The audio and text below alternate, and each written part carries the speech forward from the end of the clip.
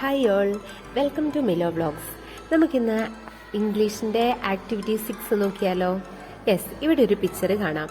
ഈ പിക്ചറിനകത്ത് കുറേ കാര്യങ്ങളുണ്ട്. There is a big tree, പിന്നെ on the tree there are some birds, under the tree there is a man, there is a well, there is a tea shop. അല്ലേ, ഇതൊക്കെ കാണാൻ പറ്റുന്നില്ലേ? Yes, ഇങ്ങനെ ഒരു പിക്ചർ. ഈ പിക്ചറിനെ കുറിച്ചൊരു പാസേജ് ഇവിടെയുണ്ട്. ഈ പാസേജിന് നമുക്ക് കറക്റ്റായിട്ടൊന്ന് ഫില്ല് ചെയ്യാം. This is a festival spot. We can see a tea shop dash the corner of the ground. ഇവിടെ എന്താ വരുന്നത്? ഇവിടെ എന്താ വരുക?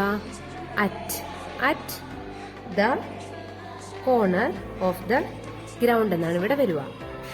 There is a big mango tree on the left side of the ground.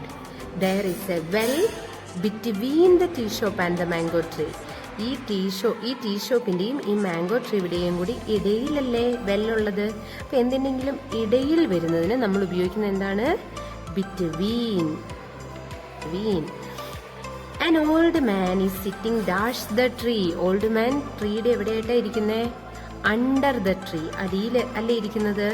അപ്പോ under, ചൂട്ടിലല്ലേ ഇരിക്കുന്നേ. അപ്പോ under the tree. Some birds are dash the nest. കുറച്ച് പക്ഷികൾ നെസ്റ്റിന്റെ എവിടെയായിട്ടാ ഉള്ളത്? നെസ്റ്റിന്റെ ഉള്ളില്. In the nest. എവിടെയാണുള്ളത്? In the nest. Some are sitting dash the branches. മറ്റു കുറച്ച് പക്ഷികൾ എവിടെയാ ഉള്ളത്? ഈ ശിഖരത്തിന്റെ മുകളിലല്ലേ ഉള്ളത്? യെസ്, ബ്രാഞ്ചസിന്റെ ശിഖരത്തിന്റെ മുകളിലാണ്. അപ്പൊ ഓൺ എവിടെയാണ്? On the branches. And some others are flying dash the tree. ട്രീയുടെ മുകളിലൂടെയാണ് മറ്റ് കുറച്ച് പക്ഷികൾ പറക്കുന്നത്. അല്ലേ, എന്തിന്റെയെങ്കിലും മുകളിലൂടെ പോകുന്നതിന് നമ്മൾ എന്നാ പറയുന്നേ? Over the tree. A man is standing dash the balloons. ഒരു മനുഷ്യൻ ബലൂൺസുമായിട്ട് നിപ്പുണ്ട് ഇല്ലേ. സോ കൂടെ എന്ന് വരുമ്പോൾ നമ്മൾ എന്നാ പറയുന്നത്? With my parents. എന്റെ പാരൻസിന്റെ കൂടെ എന്നൊക്കെയാ പറയുക. അപ്പോൾ a man is standing with balloons. ഇനി there are many balloons in his hands. He is releasing a balloon. It's flying high dash in the sky. ഉയരത്തിലേക്ക് പറന്നു പോവുകയാണ് ബലൂണ്. അപ്പോ high up in the sky. Okay, ഇതാണ് activity 6. ഇനി activity 7ലേക്ക് കടന്നാലോ? Look at the following pictures and read the sentences. കുറച്ച് ചിത്രങ്ങളുണ്ട്. 1, 2, 3, 4. ഈ പിക്ചേഴ്സ് കണ്ടിട്ട് സെന്റൻസുകൾ വായിക്കൂ. അപ്പൊ നമുക്ക് നോക്കാം. എ മാൻ ഈസ്, ഒരു മനുഷ്യൻ, is selling balloons. A man is selling balloons. ഏത് പിക്ചറിനെ കുറിച്ചാണ്? ഈ പിക്ചറിനെ കുറിച്ചാണ്. A man is selling balloons. ഇനി ഈ പിക്ചറിലേക്ക് നോക്കിയാലോ? ഇവിടെ ഒരു മനുഷ്യനാണോ? അല്ല, 3 മനുഷ്യരാണ്. സിംഗിൾ അല്ല, പകരം കുറെ ആളുകളുണ്ട്. അപ്പൊ പ്ലൂരൽ ഫോമിലേക്ക് മാറുവാണ്. എ മാൻ എന്നുള്ളിടത്ത് നമ്മൾ കുറച്ച് ആണുങ്ങൾ, ഒരു മനുഷ്യൻ, അതിന് പകരം കുറച്ച് മനുഷ്യന്മാർ, ആണുങ്ങൾ. Some men. മാൻ എന്നുള്ളിടത്ത് നിന്ന് എന്തായി മാറി? മെന്നായി മാറി. Are having tea. അപ്പൊ ഇതൊരു ഉദാഹരണമാണ്. ഇനി നമുക്ക് അടുത്ത ഈ പ്രവർത്തനം നമുക്ക് സ്വന്തം എഴുതി നോക്കാം. ഇവിടെ ഒരു വുമൺ ആണല്ലോ.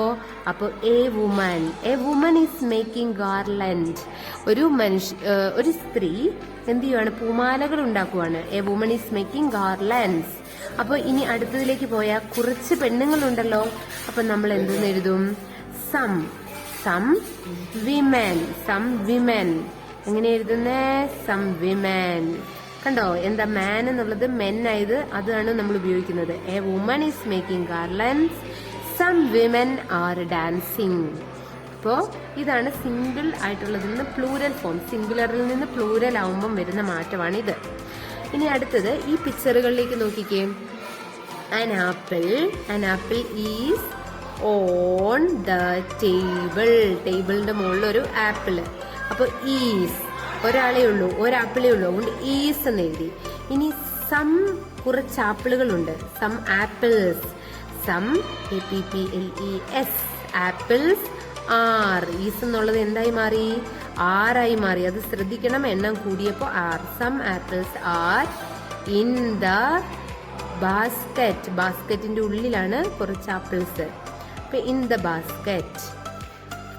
ഇനി അടുത്ത പ്രവർത്തനത്തിലേക്ക് നോക്കിയേ. എ ചൈൽഡ്, ഒരു കുട്ടിയല്ലേ ഇത്. അപ്പം നമുക്ക് എന്നാന്ന് എഴുതാം? എ ചൈൽഡ് ഈസ് സിറ്റിംഗ്, ഒരു കുട്ടി ഇരിക്കുവാണ്. അപ്പൊ A child is sitting on the floor, നിലത്ത് ഇരിക്കുന്ന ഒരു കുട്ടീനെയാണ് കാണുന്നത് അല്ലേ. അടുത്തതിലേക്ക് നോക്കിക്കേ. കുറച്ച് കുട്ടികളുണ്ട്. അപ്പോ സം ചിൽഡ്രൻ, സം ചൈൽഡ് എന്നുള്ളത് എന്തായി മാറി? ചൈൽഡ്സ് എന്നൊരു വാക്കില്ല, പകരം സം ചിൽഡ്രൻ, എണ്ണം കൂടുമ്പോൾ ഉപയോഗിക്കുന്ന വാക്കാണ് ചിൽഡ്രൻ. സം ചിൽഡ്രൻ, ചിൽഡ്രൻസ് എന്ന് ഉപയോഗിക്കരുത്, എസ് ഉപയോഗിക്കേണ്ട ആവശ്യമില്ല. കണ്ടില്ലേ, മാൻ എന്നുള്ളത് മെന്നായി, എണ്ണം കൂടിയപ്പം എസ് ഉപയോഗിക്കുകയല്ല ചെയ്തത്. വുമൺ എന്നുള്ളത് വിമനായി, എസ് ഉപയോഗിക്കുകയല്ല ചെയ്തത്. അതുപോലെ ചൈൽഡ് എന്നുള്ളത് ചിൽഡ്രൻ ആയി.